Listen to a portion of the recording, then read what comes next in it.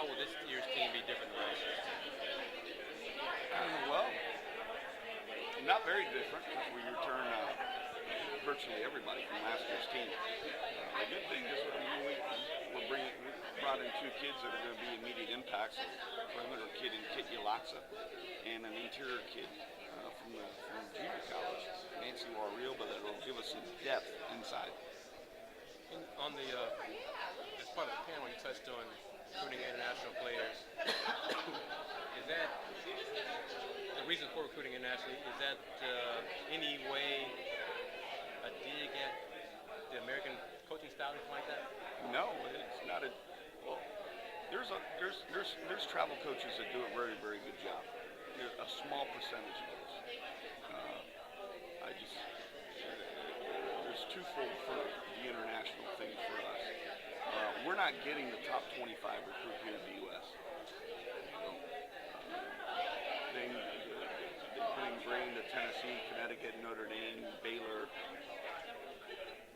So for us, we've used it as going overseas and getting the best player from Spain, the best player from Portugal, the best player from Latvia that play on the senior national team.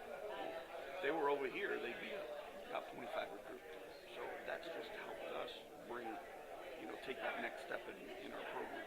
But there's no, you talk to the coaches all around the country on the international game, the international influence, and the level of coaching and teaching that is being done at the grassroots level internationally blows away what we're doing here.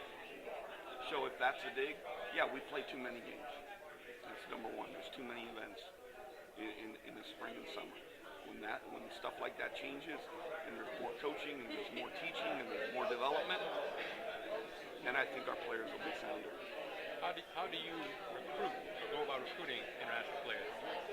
You have a lot of contacts. How does that work for you? It goes with developing contacts and the international kids that you get, them being successful.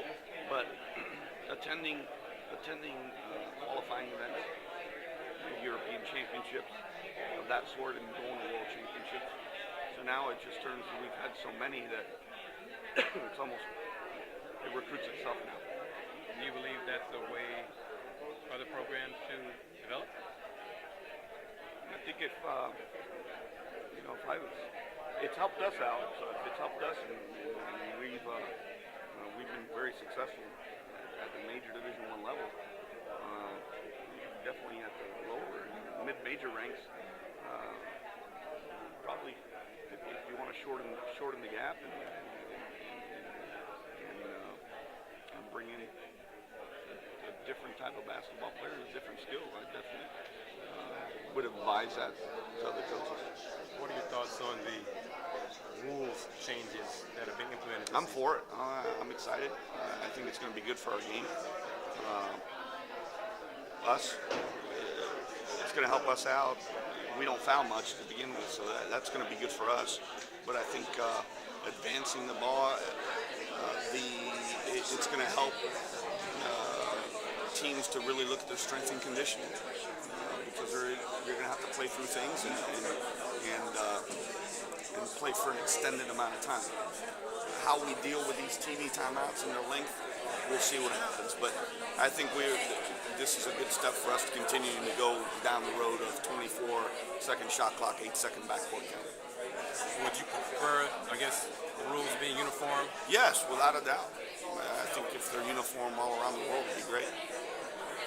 How many teams do you think the American will send to the NCAA tournament this year? I think without a doubt we can definitely get 4 in. I think this league has, and you never know how some other teams come along. But I think we're definitely worthy of 4. Who those 4 are, we'll see. But we return everybody. Connecticut, they are who they are.